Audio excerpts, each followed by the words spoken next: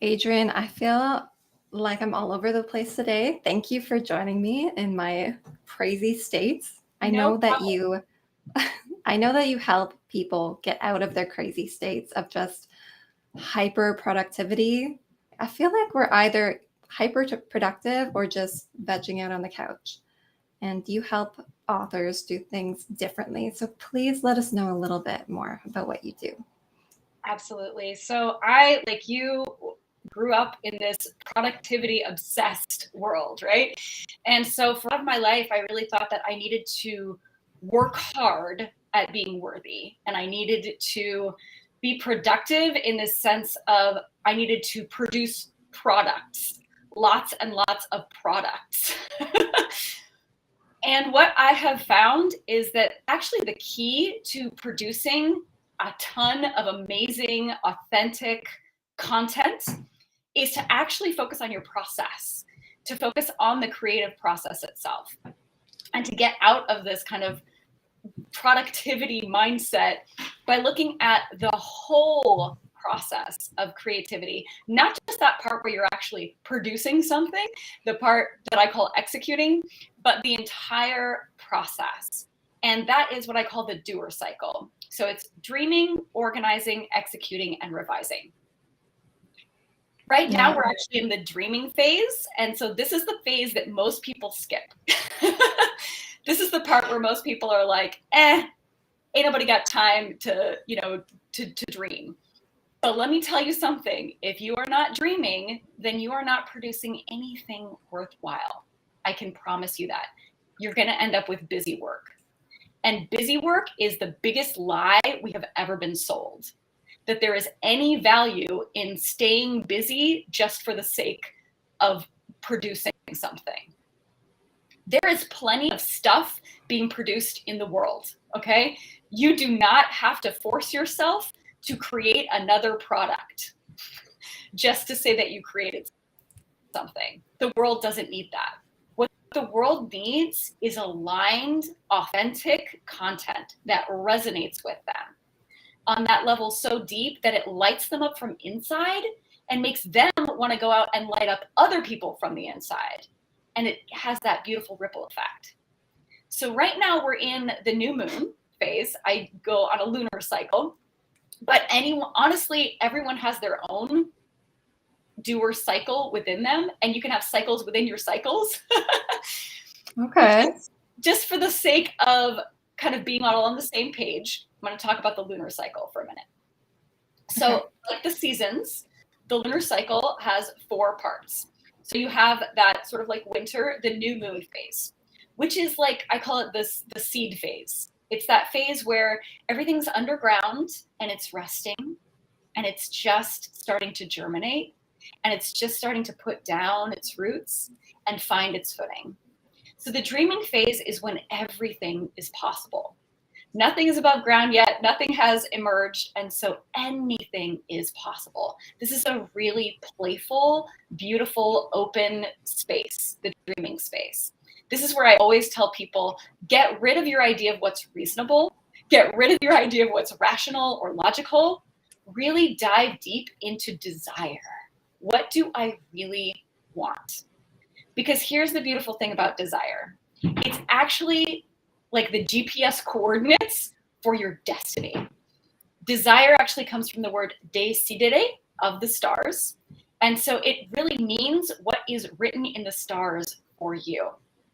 So when we go back to desire, when we go back to just what do I really want? And if you say to me, I don't know what I want, I'm going to say to you, yes, you do. You do know what you want, but you don't think it's possible for you. And so you've buried it. So you shoved it down and you said, well, since I can't have that, then I guess I'll want something more reasonable. But P.S., you don't really want that. And so you're shooting on yourself every time you tell yourself, I should want this, but I don't want this. And so you have this shame around that. And that is where we end up in this place of, I don't know what I want. I'm not sure what I want, right? Because you do know what you want, but you're not going after it. Does that resonate? Dreaming.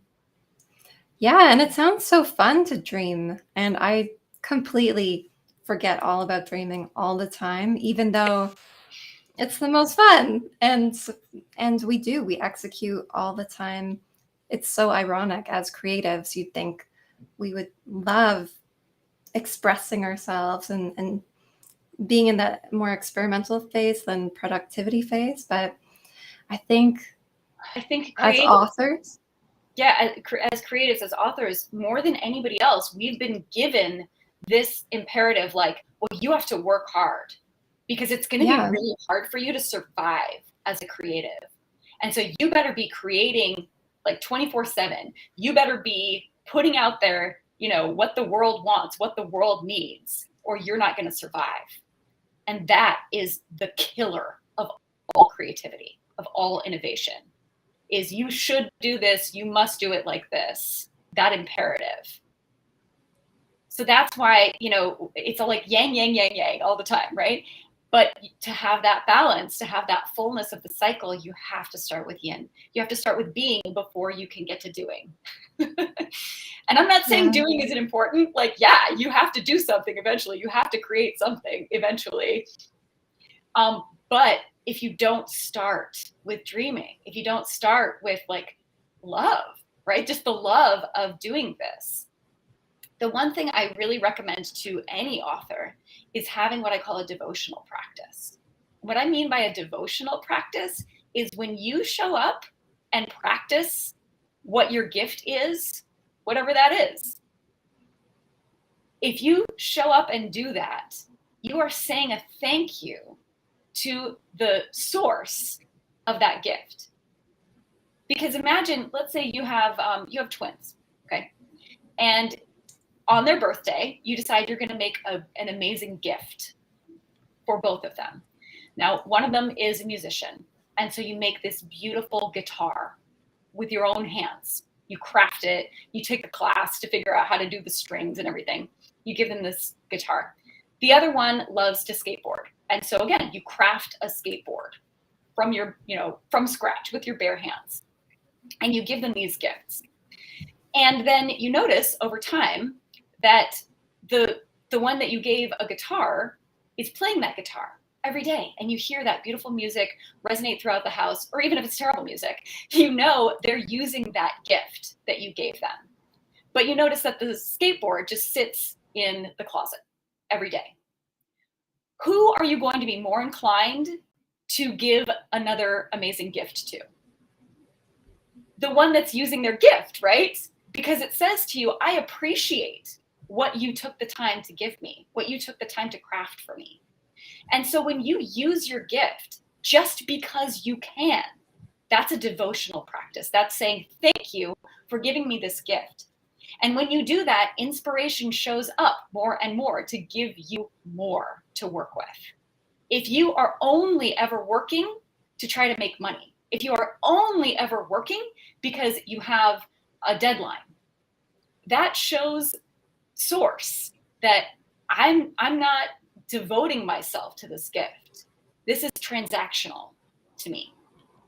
And so the dreaming space, more than anything, is that beautiful time where we get to just do that devotional practice of just showing up and playing in possibility.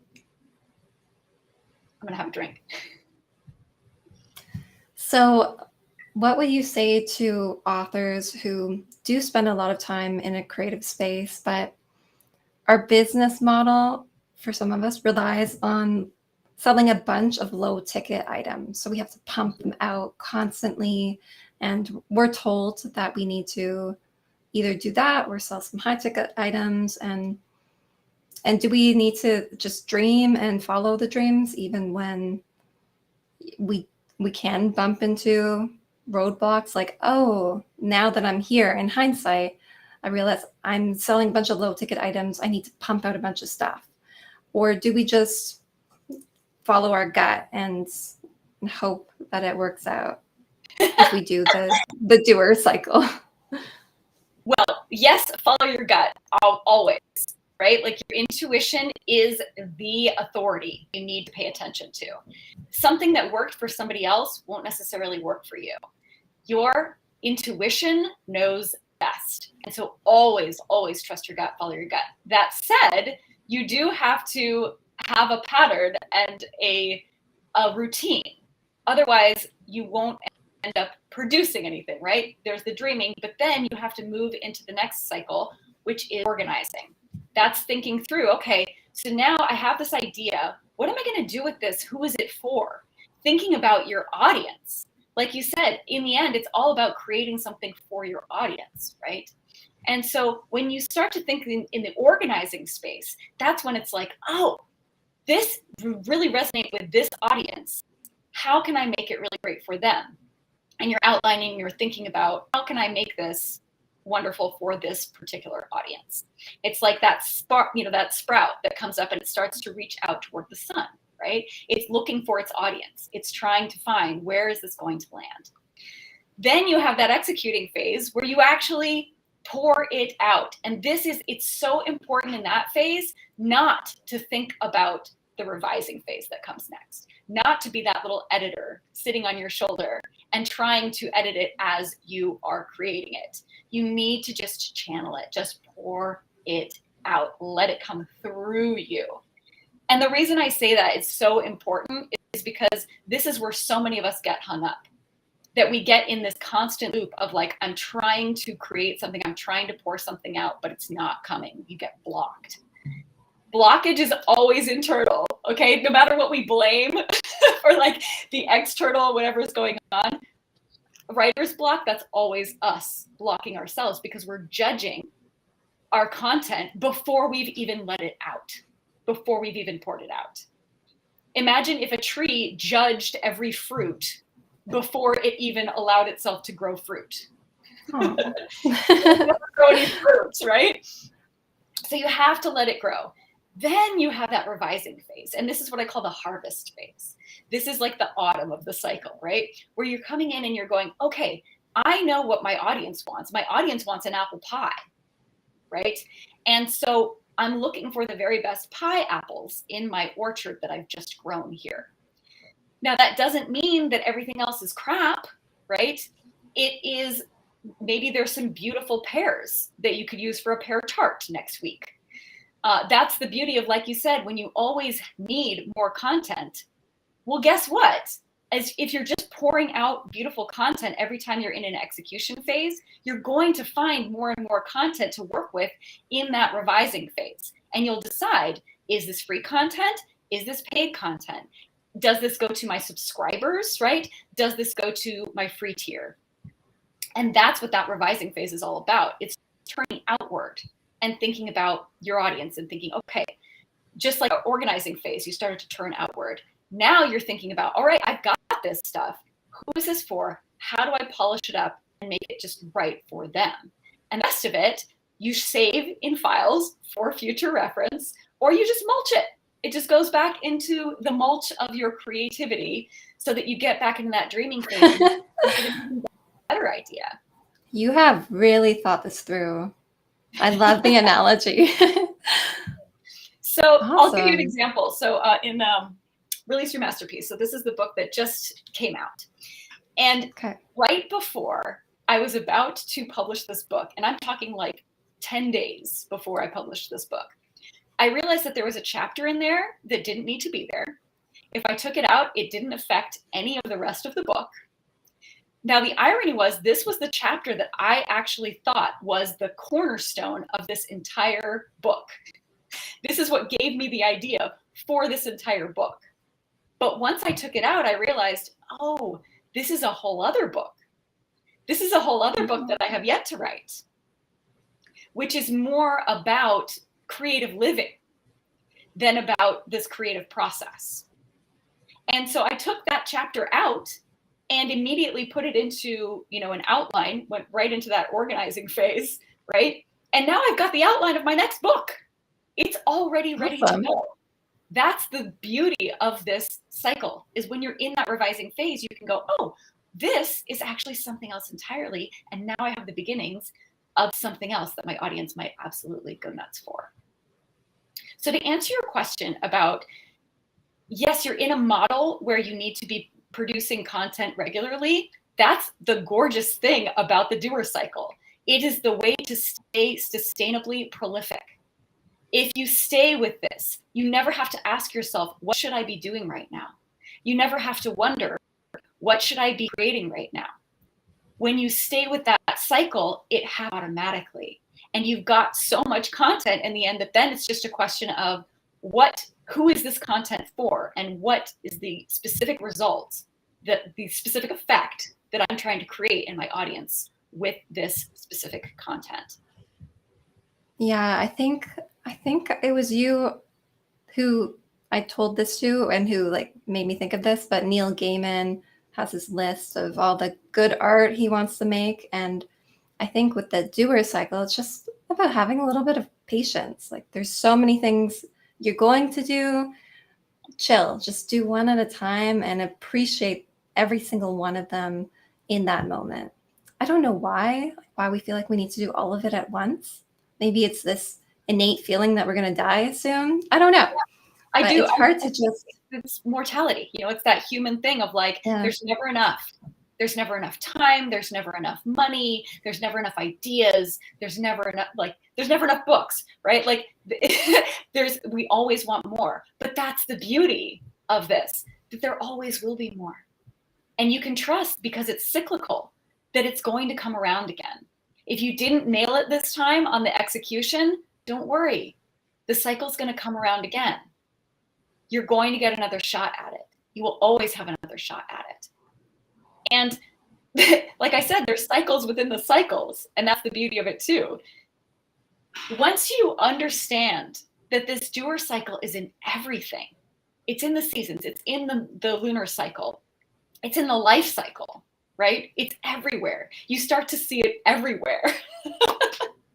But once you really align to that and trust it and start to show up for it regularly, oh my gosh, it is amazing what you can accomplish.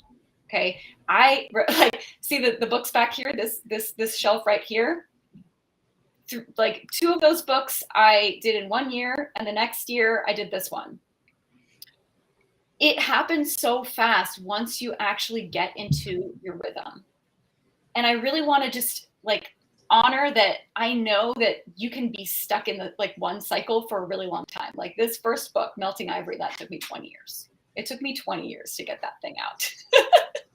But it's because, like I said, I was stuck in that trying to execute while editing phase. And it didn't work. It doesn't work. You have to do one phase at a time. And you have to trust it completely. Give yourself over to it completely while you're in it. I feel like every time I talk to you, I get this urge to go for a walk and actually just, get away from the computer. Yes. Okay. Wow. That's So the dreaming phase. That's the phase we're in right now. Get away from your computer. Step away from all of the unfinished projects. Step away from all the stuff that's vying for your attention. Let all of that go for now. Just let it settle. Let it sit. It's not going to disappear. Just give yourself a moment to really check back in with what do I want? What am I on fire for right now? Or just what am I curious about? You don't even have to be on fire for anything, right? I think that's another fallacy that we fall into, that we have to have the fire all the time. We have to be on fire for something constantly. No, you can just be curious about something. You can just be interested in something. That's totally valid too. And just start playing around with it, experimenting. Go down the rabbit hole on something on the internet. Ask a friend about it. Have a conversation about it. Journal about it. Just dream about it. Think about it right before bed and see what you get. So Take a nap, Adrienne, walk. Adrienne, what is the Innovators Guild? I feel like there's more. Even though I say I want to go for a walk right now, I feel like there's more consulting and training that you do to help people really adopt this DOER cycle. Is that a part of the Innovators Guild? Yes, absolutely. So the Innovators Guild is a place where I help people shine as the star you already are. Because it's really, really important to me that people understand that you don't have to transform yourself into something other than you already are, okay? To be a star means that you shine sustainably, tell the truth, align authentically, and resonate regeneratively. And in order to do that, you have to get all of those shoulds out of your way. You need to clear your plate of anything that is not just your authentic desire.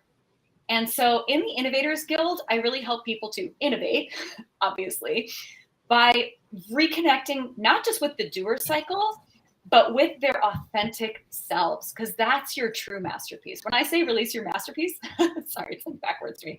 When I say release your masterpiece, what I really mean is to show up and shine as the star you are. And that's what we do in the Innovators Guild. I have a couple of things that we do regularly in there to help people really align to their doer cycle particularly. One of those is called the Co-Create to Innovate Co-Wing Club. I know that's a lot of C's. Avoid alliteration always, right? But I love alliteration, so I'm going to be a geek about it. So what that is it's just a place for you to show up and basically show up for your passion so your passion can show up for you. You show up and you say, hey, I'm working on this project right now, or I want to be working on a project and I'm not. We orient to what part of the doer cycle we're in right now. And if you don't know what you should be doing right now, I give you an assignment. And then we turn off our cameras, turn off our microphones, and we get shit done. And then we come back at the end and we say what we did. And you can share about what you created. You can read something that you wrote if you want to. But it's really more about just having that accountability to ourselves and then showing up to encourage and, lift each other up and help each other through blocks. Because there's a reason that we can't unblock ourselves. We are our own blind spot. We are our own blind spot. And so that's why co-creation, collaboration is so important. We need each other. We need our people to help us through those moments. And so that's one of the things I do. The other thing is called the Be a Doer Mastermind. And that's where I really dive deep into those phases. It aligns to the lunar cycle, but like I said, it's really more about just about this part of the cycle. So if you're not in that part of the cycle, that's totally fine, but this is going to be relevant to you at some point because the cycle keeps going, right? And so in each one, we do an exercise that will really help to align you on a deep level with that part of the doer cycle. I also have an organizer, a cyclical organizer, which I created because most organizers just don't frickin' work for me. Have you ever had this experience where it's like you see the dates on there and you just immediately and feel overwhelmed and just want to throw it away? That's what happens to me every time I see like a typical organizer. I'm like ADHD to the max. You can probably tell by how much I talk. And so I created this cyclical organizer to help people who, like me, think a little differently and are a little more creative. And what it does is it has a prompt for every part of that doer cycle. So that if you, again, are like, I don't know what to be doing right now, great. Open it up. It's got a prompt for you to get you moving on that part of the cycle. And you can go from there. Okay, lots of goodies for us. And you got your book too. Yeah, so you can get a free sort of, what's the word I'm looking for? A free sample of the organizer on my website. The website is adriemac.com, audreymac.com. And I would love to see you in the Innovators Guild. I would love to see you at the Mastermind. I would love to just talk to you. I have a little link that I can give you just to set up a time to just chat about, like, where are you at in your cycle? What are you stuck on? What are you feeling overwhelmed? Are you feeling burned out? Are you feeling like blah?